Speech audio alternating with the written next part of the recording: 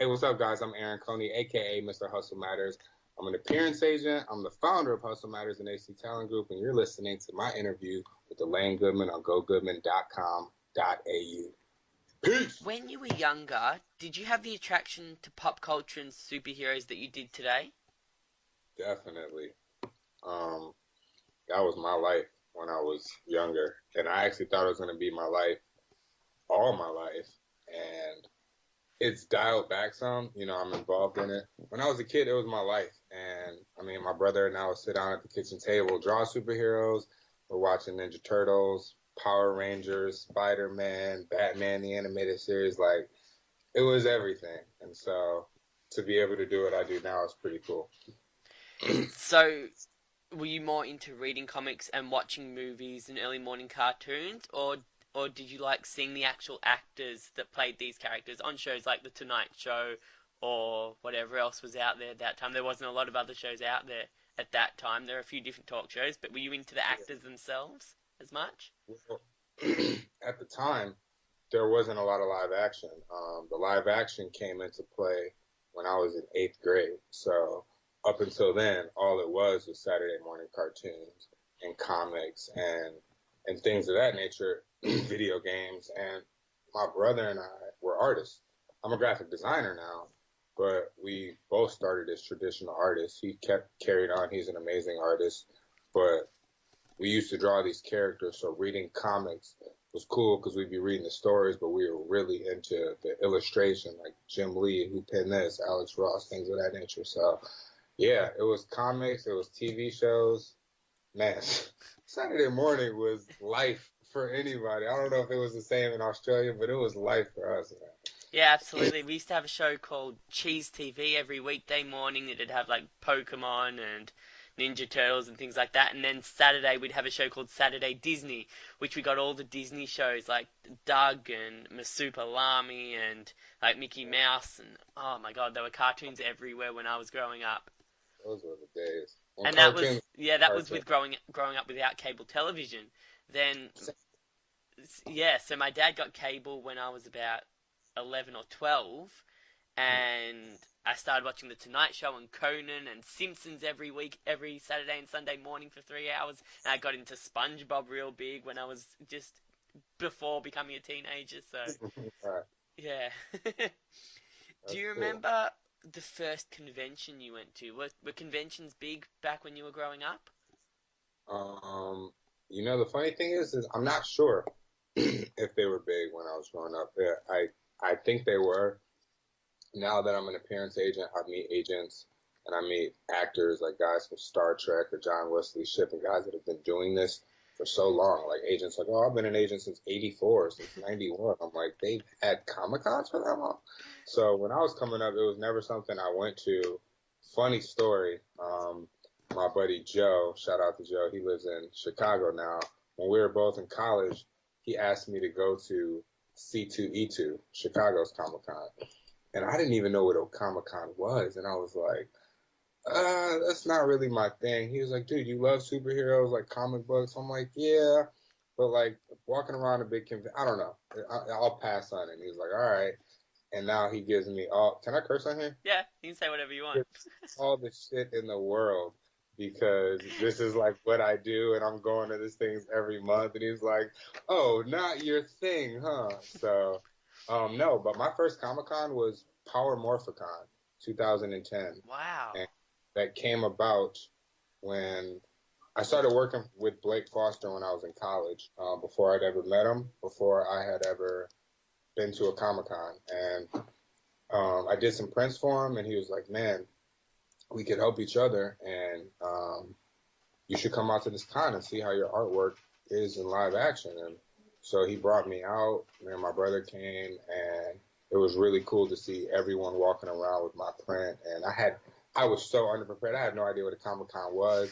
If I would have just went like normal, I would have been so underprepared. Thank God I was on like Blake's side of the table because I wouldn't have known what was going on. And I was popping in the panels, I was meeting people. It was a thing, and that was actually what 10 years ago. 8 years So, ago. oh, 8 years ago, part 2010. Yeah, I met him. I met him. We connected right after the original Power Morphicon, which was in 2007. So I think Blake and I in 2008. So yeah, Right, man, great. right. And you grew up in Detroit, so at what stage did you move over to LA? Because I can't imagine there would have been that much of a big pop culture community in Detroit. It would have been in LA or New York. hmm I was in Detroit until I was 25. So 5 years ago, I moved to LA. So Oh, yeah, we right. actually have two cons in Michigan now. I don't know how long they've been there. Well, two cons in Detroit, but yeah. Right, so you moved over to LA quite late. Yeah, but I was in college and was forced to finish college late, and I finished when I was like 24 or maybe even 25, 24, I think. And then I worked up at the university for like 6 months after I graduated, and then I was like, I'm going to LA. I'm out. They say meeting your heroes can be a bad idea. Who was the first person you met as a convention? Well, you were behind the desk from the very first convention you ever went to. So who was the Yeah. first person outside your immediate circle that you may have watched growing up, and then have you met them again recently? Now that you're a bit more experienced, a bit more well known in that kind of area. So I will say maybe outside of Power Rangers. Man, who was the Or even first your one? first Power Ranger outside Blake. I mean, to be honest, it was a big thing. The minute I walked in, like Blake and I met in the hotel, and we're like, we'll walk over there together. So when he walked in, I walked in, and right off the bat, it was like Catherine Sutherland, Karen Ashley, Jason Narvy, Paul Schrier. 5 minutes later, Jason David Frank, and I was like, oh, all at once, right? He's reunioning with them, reminiscing, and then we're just right the mix. Like, what's up? Oh my God, this is crazy. So them, but outside of that, I don't know. One that comes to my mind is John Wesley Shipp. He was the original Flash and Jay Garrick on the new show, and I met him in San Antonio, and I think I had just started repping Michelle Harrison. I don't think we had done any shows yet together, but I met him and he gave me a picture. We took one. It was free and it was cool. And I was like, man. And I went back and told Michelle. She's like, yeah, he's so nice. And now we do shows together and we text each other, and he's an awesome guy. So that's cool. Since you've only been an appearance agent in the last probably 1 or 2 years. Before that, like you said, you were a graphic designer. You were still on the convention circuit, but you were doing a lot of the graphic designs, and that's how I met you, by buying Mm-hmm. some of your prints as well. Yep. Since you've been an appearance agent, what has surprised you most about being behind the scenes at big pop culture conventions, or did you always, even as a graphic artist, get to be in that inner circle? Do you get to be a bit further, like deeper in as an appearance agent? No, I mean it's all rolled into one. I mean, technically, I've been an appearance agent since 2013. Since I moved to Los Angeles, that's when Blake and I, because I had the time, we really sat down and put together a way to pitch him at shows and to build his personal brand and grow his online following. So that was a very conscious decision. And I remember our first pitch, the first successful one was Space City Con 2013. So that was the first show I booked him for that I got to travel along with. And then it snowballed from there. So, I mean, I've been doing it for a while. And I guess, yeah, I've always been on that side of it in that circle just because of Blake. I guess initially I would not have been, but he treats me such as a brother that everywhere he got to go, I got to go, and that's kind of how I was able to make that transition. Is I was in the green room, I was backstage hearing different conversations amongst agents and reps, and I was just able to soak up and absorb a lot of that knowledge and see how agents moved and see how they closed out their shows and see how they facilitated their guests. And I'm very organized. I had a business degree, and I'm very good at marketing people. So that's kind of what separates my pitch from other people is I'm able to market my guys really well because that's what I went to school for. So it was an easy transition, but it's yeah, there's no real difference from being a graphic designer to now. It's just now I deal with people that aren't always my friends. Back then, the Rangers were always friends, kind of first and foremost. Now, like I can get someone who I don't know from a show I've never watched hit me up, and I still have to represent them without having that grassroots knowledge of what they already do.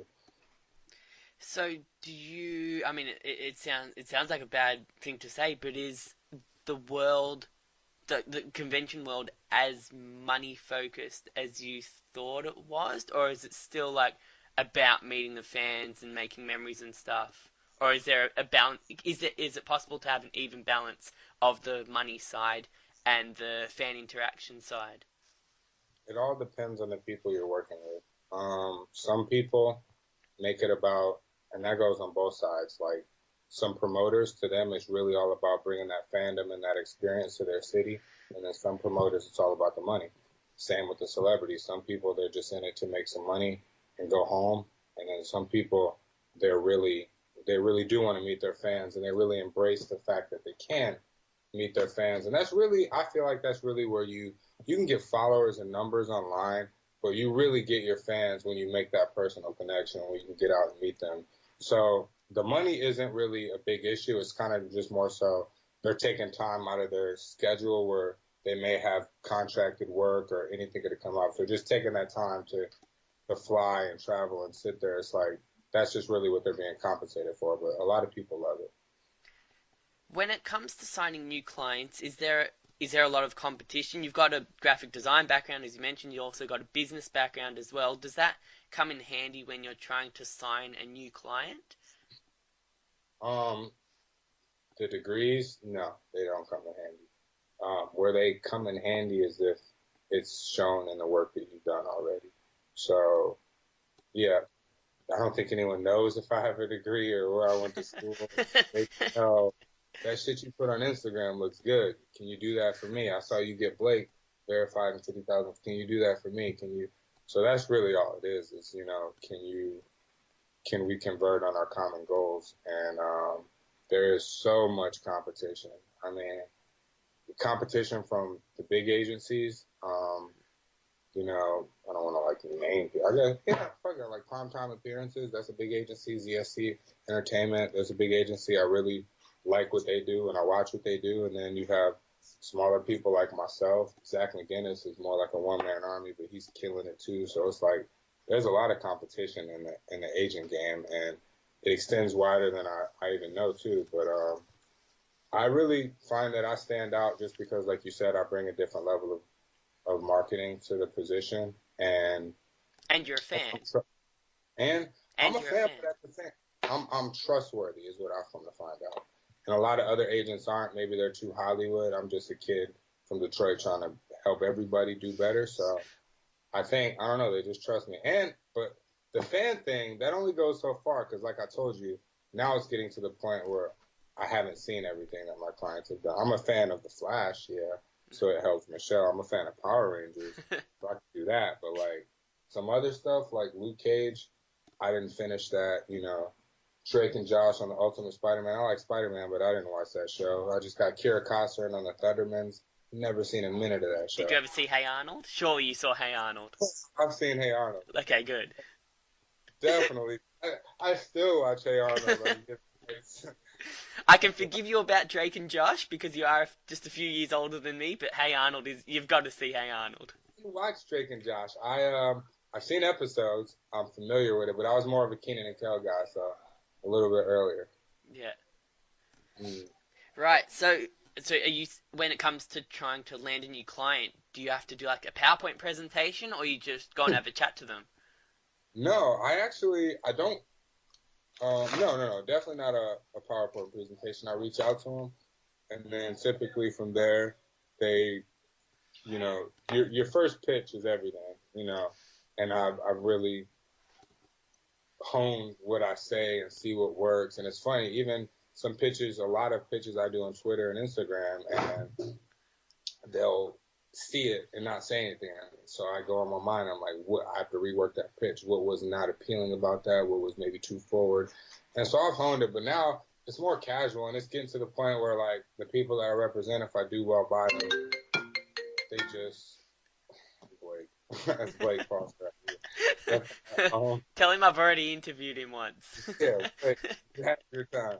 Um, yeah, if I do well by a client, it's kind of a word of mouth thing, or like I said, a lot of people get wind of the AC Talent Instagram. It looks good, and then they'll reach out to me. So it's yeah. Well, you've mentioned that you've been, well, friends with Blake, but the business side with Blake came first. And every time we see Blake in a video online, it's most likely that you're holding the camera. So you guys are inseparable like brothers, like you mentioned. Did you ever struggle to balance friendship and business, or is being a friend a key aspect of the business? For me, being a friend is a key aspect, and that's what makes the business run. And that's for most people. Like Michelle and I have become, in a sense, like best friends. We text each other every day.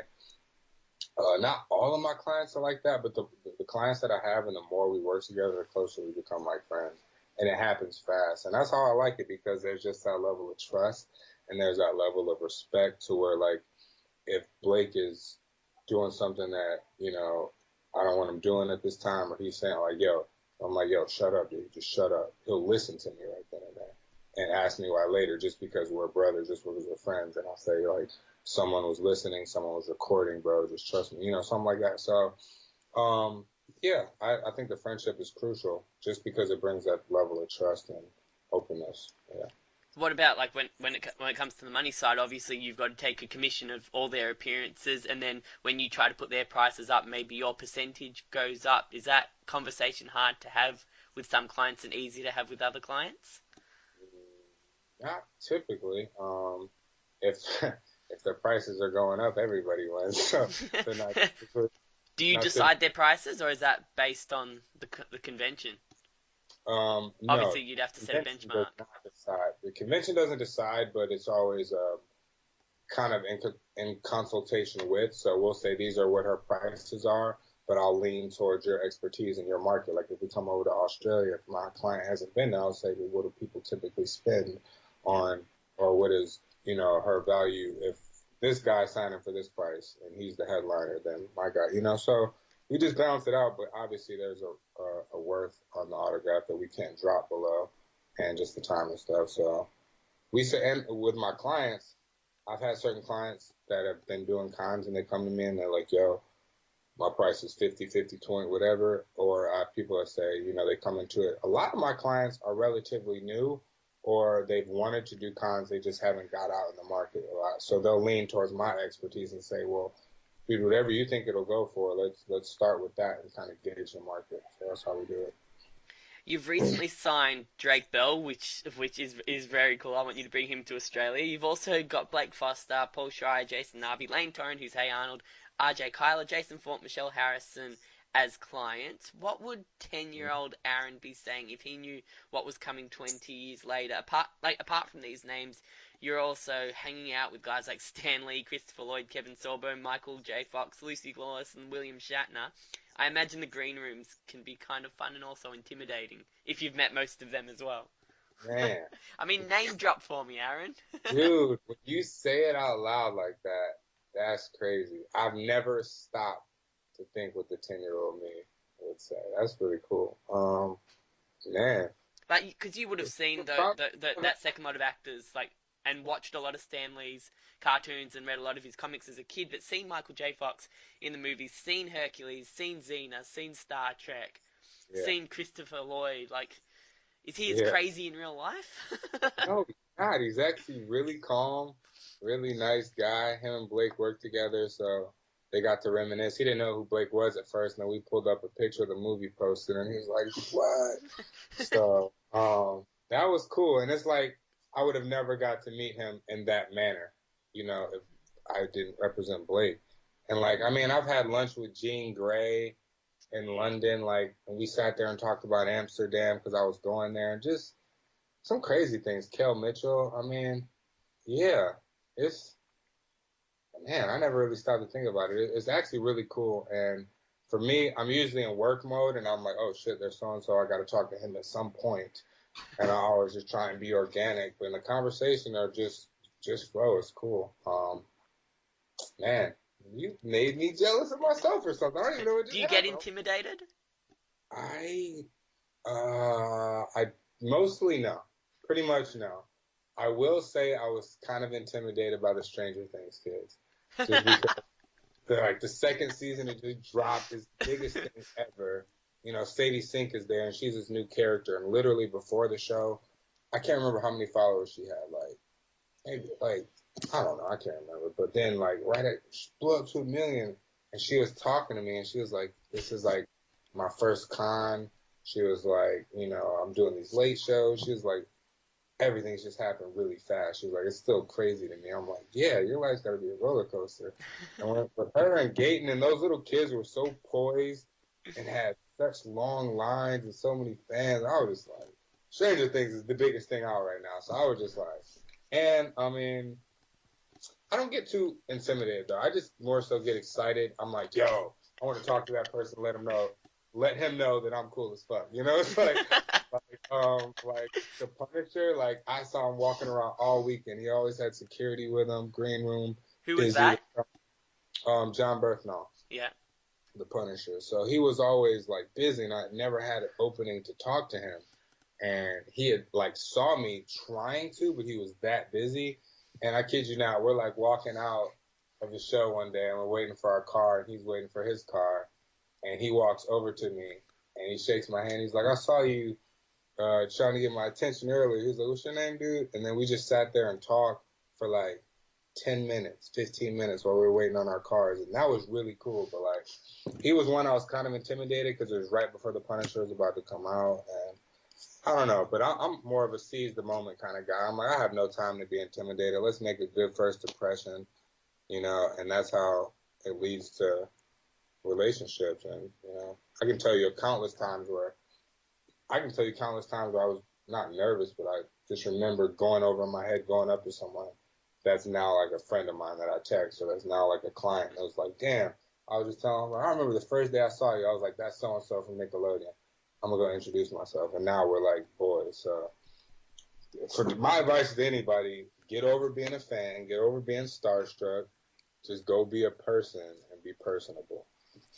Does Blake get excited like that still? Blake gets more excited than me. Let me tell you. Blake will be like, dog, that's so-and-so from Sons of Anarchy. Aaron, you got to be an agent right now. Go introduce me. I'll be like, chill. We got all weekend. He's like, no, I need to meet him. Go introduce me. That's how Blake is. Or like, he'll meet a wrestler. He'll be like, Aaron, I have to get a picture with, Sean. I'm like, I'm like, oh, God. So that's Blake. Like, I remember at Rhode Island Con, you referenced Christopher Lloyd. The minute we touched down, he's like, Aaron, get on that. Talk to Steve. Find out where Christopher Lloyd is. I got to meet Chris. Where's his booth? Go find out. I'm like, chill, bro. So, and then we ran into him in the hallway. Coming out of our hotel rooms, they were across the hall from each other. How cool is that? Like, it was like fate. Like, we were both coming out of our rooms and turned into each other. What out of that group of people, I've got to ask, have you actually met Michael J. Fox? Is he someone that you can still have a conversation with and can still reminisce? I have never met Michael J. You haven't met Fox. him. One, I mean, I can have a conversation with anybody. I'm anticipating the day I get to have a conversation with Will Smith. So it's like that. You and me both. You and me Yeah, both. it's gonna happen. I'm telling you. I'm getting close. I'm getting close. 6 degrees of separation is everything out here in Hollywood. Is it hard to spend enough time with each client? I mean, you've got 8 or 10. How many clients have you got at the moment? Have you got 10? I've got about 20 to 25. 2025. So is it hard to spend time with all enough time with all of them and get them all going to conventions regularly? Definitely. Definitely. And I think that's one of my biggest obstacles that I'm facing at this present time is a one-man army. And I'm actually definitely about to get an assistant and someone who can help me because that is the thing. And I can do a lot, but at the same time, you also, when a certain person has traction, you kind of have to run with it. And so, like, if someone has a new show that comes out, well, I got to be on that while it's hot, or a new movie that comes out, or if Michelle's going back on the Flash, she gets that call, well, I got to hit the cons and let them know. And then others will be like, well, what about me? And it's like, well, they got the steam at this moment. Let me focus on them. But yeah, I got to, and like people tell me, Blake will get jealous. He'll be like, I'm jealous. You and Michelle are going everywhere. I'm feeling left out. And then Michelle will be like, oh, I see you and Jason are going here. I would love to go there. And I'll be like, you know. And then some clients who just, and sometimes it's just harder to book certain clients, and then they'll see you traveling with other people, and they'll be like, "Anything for me?" And I'll be, "You got to have the bad news that nothing yet." So it's definitely gets hard to manage them all, but you got to do your So best. then And what's that point? I mean, is 25 the mark where you need to employ someone else to help you?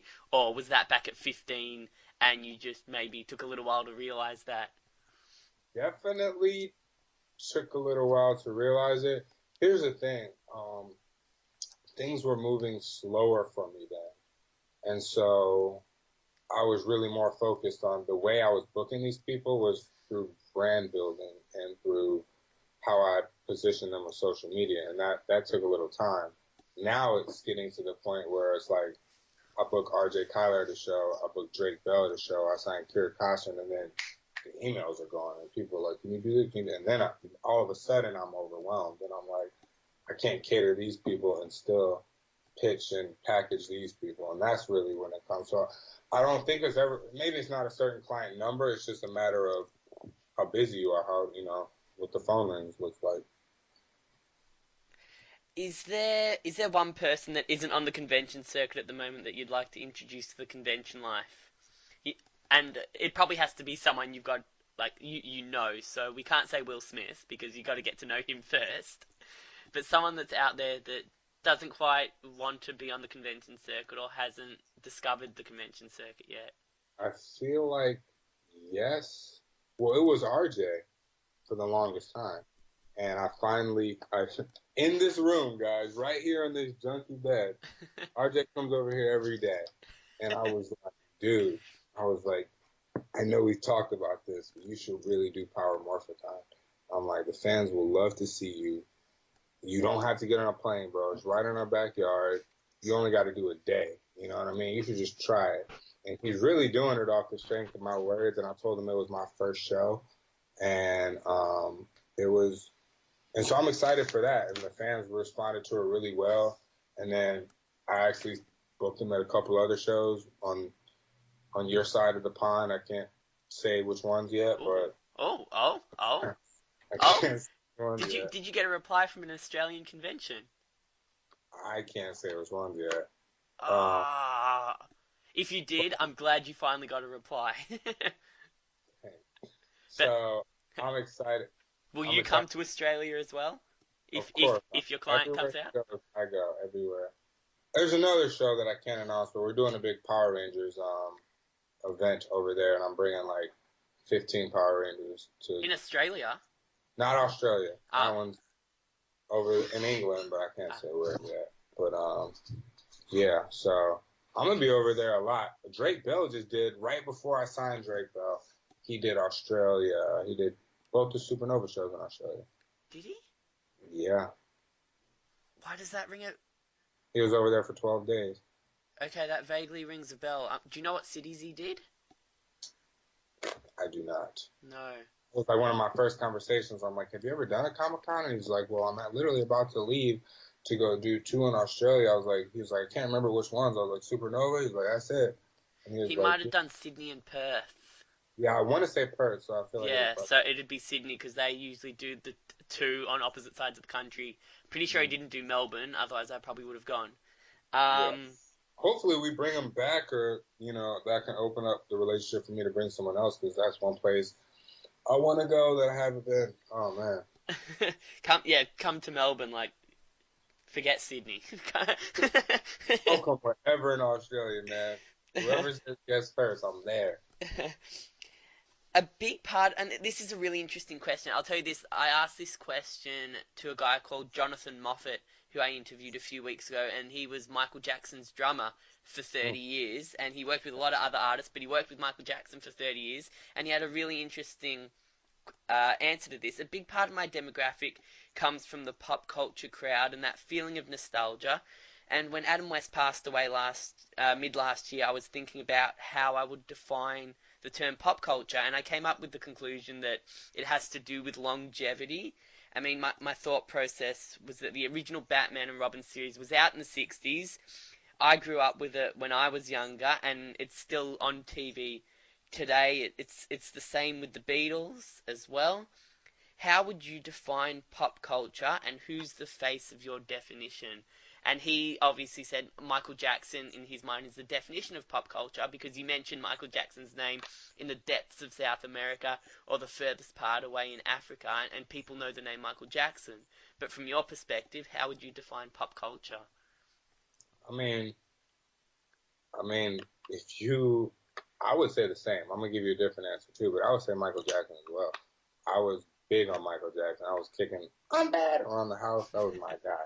So him, because like you said, he breaks language barriers, teaches that just humanity, unity, world love. But I mean, I would say uh, Will Smith is another one. I would say Will Smith and The Rock, and probably The Rock. Kevin. Yeah, Yeah? Has The Rock been around for long enough to justify that definition? I'm not sure, but I was thinking yes because he was a wrestler when I was a kid, and that goes worldwide as well. And he made that transition. I was looking at movies from 2008 that he did that he was great. I was like, oh, I remember this movie. This was one of his early roles. This is a good ass movie, and that was 10 years ago. So it was like he's been making movies for 10 to 12 years, and he was a wrestler for 10 years prior to that. So he's been around for most of my life in the spotlight. And I mean, he's got 100 million followers on Instagram. He's very worldwide, breaks global box office records all the time. And there's not too many people besides Tyrese that's just like, I don't like that guy. You know what I mean? Like, Yeah. everybody loves The Rock. And so I feel like he's definitely one of them. I feel like Will Smith is definitely one of them. You can't go anywhere and saying the lyrics of Fresh Prince if someone doesn't know what it is or know Men in Black or something like that. And I think Kevin Hart has the ability. He's not there yet because he hasn't been like long enough in that spotlight, but I think he's headed there. Would you go like earlier before you were born? Guys like Adam West or Burt Ward? Is there anyone Mm-hmm. that sticks out to you from before you were born that you also grew up with?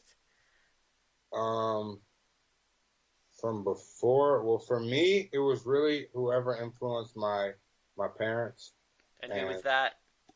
my parents, we're from Detroit, Motown, so a lot of singers. My dad's a singer, so guys like the Temptations, and I hear about how they traveled around and how they were like their fans were segregated and then integrated and things of that nature. I'm like, anytime you got white people like we like your music but we won't dance with them, like you're on to something. You know what I mean? They're still selling out shows, so I mean I feel like they had that. Christopher Reeves, my dad talked about Superman all the time. And I love the Superman movies, and I was getting so mad as a kid, wondering why it was taking so long to get another one. I'm like, you have the technology, you've done Batman, you've done Spider-Man.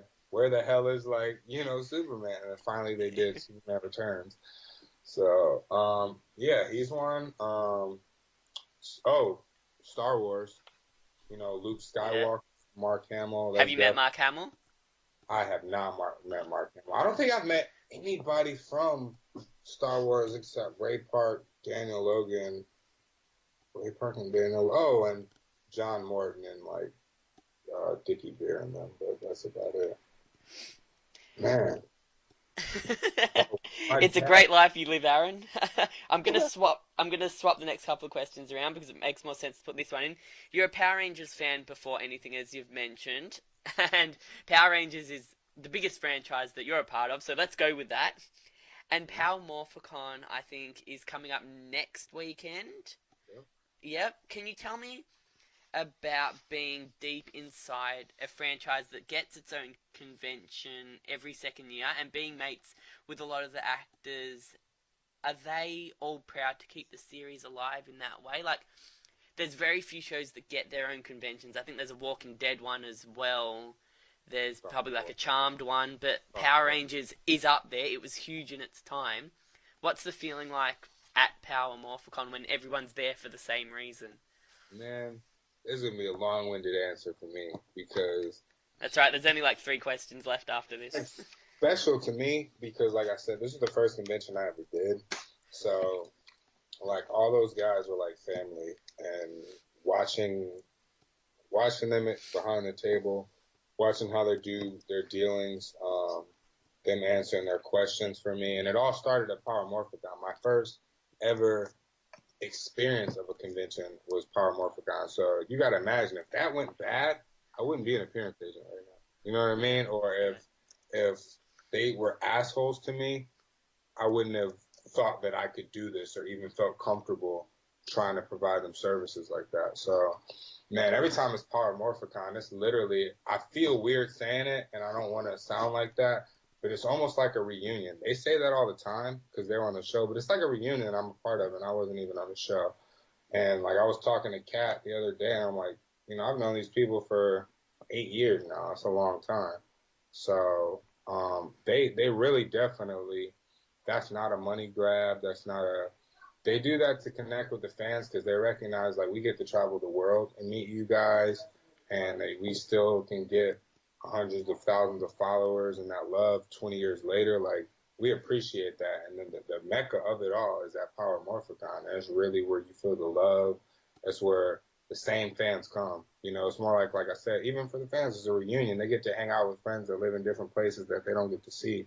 People, I was astounded, dude. I remember I met some people from Australia and from London my first year at Power Morphicon. I'm like, Daniel, get over here. These fools came from Australia. That's crazy. We just came from Michigan. So those same guys still come there, Ollie and Matt Wilson and stuff like that. So it's really awesome. And for me, like I feel personally privileged because, like I said, that was my first experience. So it's like I walked in the doors of Power Morphicon, my first ever con, 8 years ago. And now when I walk in, I'm walking with the Lionsgate current Blue Ranger. Like that's a hell of a jump. You know what I mean? It's like, and they just announced a sequel. RJ found that out when he was on my bed right here, and it's like I got in. It's kind of cool. Like I started in this industry working with the last movie Blue Ranger we had, and now I'm working with the current one, and it's like I didn't even get that relationship through a Power Ranger. No one else knew RJ. That was something I facilitated myself, and the rest of the Rangers have been able to meet him because of me. So it's like, it's kind of really a full circle kind of thing. And man, I love Power Morphicon, and I was not going to be able to go this year until RJ decided he wanted to do a day appearance, and I said, let's do it. So we only got one day for me, man, but I'm ready to kill it. It's going to be fun. Were you there when David Yost met RJ for the first time? I was not. I didn't know RJ at the time. Or maybe I did. I can't remember. So did you meet him after the movie, or you knew him before you did the movie? I met him after he filmed it, before it came out. Right. So yeah, I think, well, he was living in Vancouver. I pretty much met him right when he got back from Vancouver from filming the movie. And yeah, it was actually crazy how I met him. A friend of his, this girl that I know, knows him, and she's like, oh, I know. She's like, oh, you guys are in the Power Rangers? That's cute. I know one of the Rangers. And I'm like, I'm like, who do you know? I know everybody, right? And I'm like, I'm thinking she knows Najee, the Blue Samurai Ranger, because everyone in Hollywood knows Najee. He goes out a lot. I'm like, she knows Najee. And then she was like, RJ. I was like, RJ? The new movie Ranger, you say? Like, you should bring him by sometime. She's like, well, when he gets back, yeah. And we had a party once, and she brought him over, and that's how we met. Yeah. Oh my god, that's like a classic LA story, isn't it? Yeah. Crazy, man. Crazy. It's so funny. I was talking to Walter Jones, and he was like, because I live in a place called Sketch House. You can follow us online at Sketch House LA. And we shoot content, we throw some crazy parties, and all you hear about in the Ranger world is the epic house and parties that Walter Jones and Austin St. John used to have. And they were like, and so Walter was like, he comes to parties here, he's like, man, I don't know. He was like, I was like, whose house was more lit? Yours back in the day or mine now? And he was like, I don't know, bro. He was like, I have some crazy parties, some crazy people through here. He was like, but ours was in the 90s. We didn't have social media and all of that. So it's funny, but I think it's really cool. Classic stuff still happens 20 years later. Karen once told me that everywhere Walter goes, he knows somebody. Like, everyone recognizes Walter. Everywhere he goes around the world, someone knows him. Facts. We can be in the smallest town or the biggest city, and they know him. I remember we were hungry, and we went to this one restaurant where like we couldn't find anything open. And we went to this restaurant that we thought was open. We get there and the doors are locked. We're like, damn. And then some big dude comes out. He's like, sorry, dude, doors are closed, or it's closed. And he was like, are you? Are you the Black Ranger? He's like, yeah, man. He's like, oh man, come on in. They open the doors for him. I'm like, of course, dude, of course. So, You've also got a YouTube channel which is also linked to, of all things, a clothing brand that you manage as well, and you do all the graphic designs for your clients, prints that they sell. Can you tell me about your keys to time management, and how does a clothing brand fit into this artistic pop culture convention hopping life you're building? man, it's a good question. I don't know if I ever thought about if they integrate. I know how they do now. When I Well, started, that's why I'm the interviewer here, Aaron. that's true. But time management, man. Time management is everything. And to be honest, I'm not even sure I'm the best at it. I really could use a lot of improvement in that. I am just a workhorse, straight up. And I have time to have fun. And I've really, this year has really been about personal happiness and making sure that, like, I'm good and that I'm enjoying my life. And I do that. But I work, bro. Like, from I get up, I'm on this computer, I'm signing contracts, I'm voice texting people, I'm calling people, I'm hopping from different design screens. It's crazy. And then somebody will order something on Hustle Matters. I got to write them a handwritten note and go ship it. It's crazy. And that's why I definitely could use some help because that'll help with the time management. But if you have time management skills, that's, you're ahead of the game. So for me, it really just comes down to I put in a lot of hours just working. I probably could even probably work smarter and not as harder, and I think that's what I'm gonna do by getting an assistant. The second part of your question, how does Hustle Matters relay in, is just what I said. I work very hard, and you asked, what's my conversation with my pitches and new prospective clients like? I always tell them straight up, I am not the biggest agent in this game. I don't have the connects to the biggest shows, but I will tell you one thing, I am great at relationship building, and I will work harder for you than any other agent in this game, period, point blank. Go look at my resume. And they go see it, and they're like, damn, Hustle Matters, I like that. And so, and at the vlog, you see me hustling. You see what my day ends at conventions are like from the minute we go to the airport to when it's done. And that's why I did the thing. And the clothes was something I probably jumped the gun on. It was just like I was saying Hustle Matters so much that people were like, that's dope, you should coin that, that's dope. And then I did it, and I made a couple one-offs for myself to see, oh, it would be cool to rock my own clothes instead of somebody else's. And when I did that, everybody was in my DMs like, where can I get one? Where can I get one? Where can I get one? So I launched the web store, and then I was like, man. And before I know it, I'm like on the phone with wholesalers and looking. I'm like, I'm in this apparel industry, and I don't even know how I got here. And I hate this. Like I got too much shit to do. I hate this. And so people are asking like where Hustle Matters is. It's just I'm focused on my main hustle, which is AC Talent Group, and Hustle Matters is my side hustle. And so I'm like, I really want to find someone that really is into that to let them run that.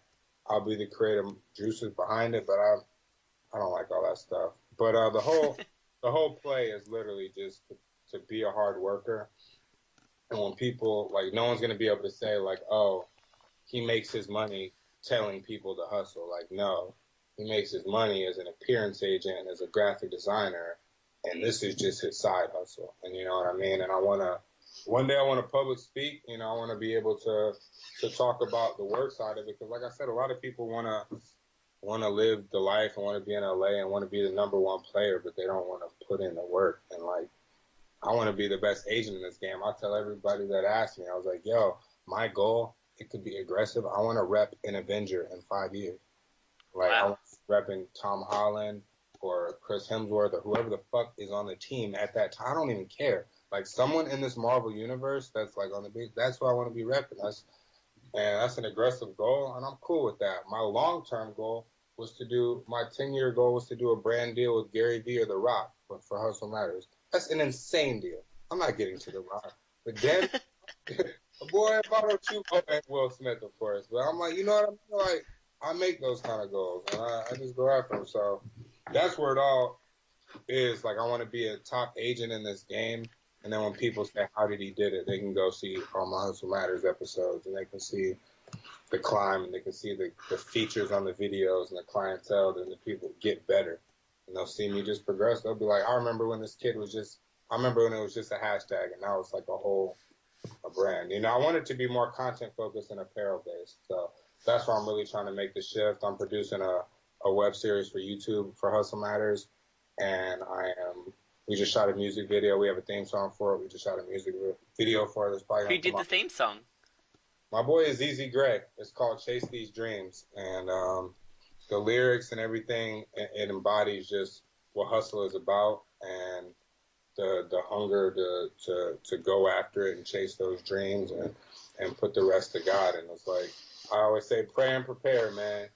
A lot of it's luck, or it's God, or it's whatever you want to call it, but the other half of that is the hard work. You got to prepare. So that's what Hustle Matters is all about. You know?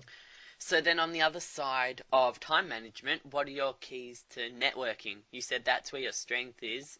Mm-hmm. What's networking to you? How often do you have to talk to people or bug them or contact them? And how do you build that rapport without becoming annoying or becoming an ass? It's hard to know, but like I said, it's all in your approach. So, and it's all like you asked me, business versus friendship. I'm friends with everybody I work with, and I make sure they know that. And so, um, I mean, I hit people up. I talk to people every day. Certain clients, it's like it's just keeping up with them, just like a friend would. It's like sometimes we're texting, sometimes we're sending voice notes, or sometimes I get to see you in person. But it's like either way, I check on them, even when I don't need anything from them. I don't have a contract for you to sign. You good? How you doing? You all right? I just saw the new trailer. That shit looks sick, bro. How was, just simple stuff. And so it's just that keeping communication and letting them know that you give a damn about them regardless of what they can do for you. And that's not even like a tactic. That's just how I am. And I think really that's the Michigan, that's the Detroit in me. I think that's what separates me from a lot of agents, is just because I am that type of person. And you asked another question. I can't remember. Time No. management. Well, yeah, Yeah. networking. That was that Yeah. question. Okay. And another thing, there's a lot of fanagers and people want to throw me into that category sometimes. And I'm like, I'm not one. I was a fan, but like I learned the business, and I got to come in as a fan in a whole different position than a lot of the fans do. I was never a handler. I was never a volunteer. I was straight working with them from the rip and introduced to the Power Ranger family as family. So I had a leg up, first of all. Second, like, um, fuck, I'm so, I'm so scatterbrained. But yeah, there's a lot of managers out there, and I think you really need to learn the business, because a lot of networking is not being a fan. You have to remove yourself and being a fan in that moment to work with that person. And a lot of people want to work with the person to position themselves so they can get something signed, or so they can get a photo, or they can ask these questions they want to ask. Like, they show their fan card really quickly once they get. You know how many times like I've kicked it with someone and they have no idea I'm a fan for 30 minutes, for an hour, or until the end when we're leaving the convention. I'll be like, man, by the way, I'm a big fan, DBZ, bro. Can I get a picture? They're like, dude, of course. You know, by that time, of course. But if I would have asked them in the first hour, they'd have been like, oh, he's a fan. So it's like little cues like that are kind of my secrets to networking. And just, yeah, be personable and don't be a fan if you want to work with them. What are the many, many, many, many, many places people can find you? Uh, And what's your relationship with social media? Because when you would have started out and moved to LA, it wouldn't have been as big as it is now. But now everything's social media, and YouTube's pushing into that social media category as well. I mean, I've been on social media since it really took off.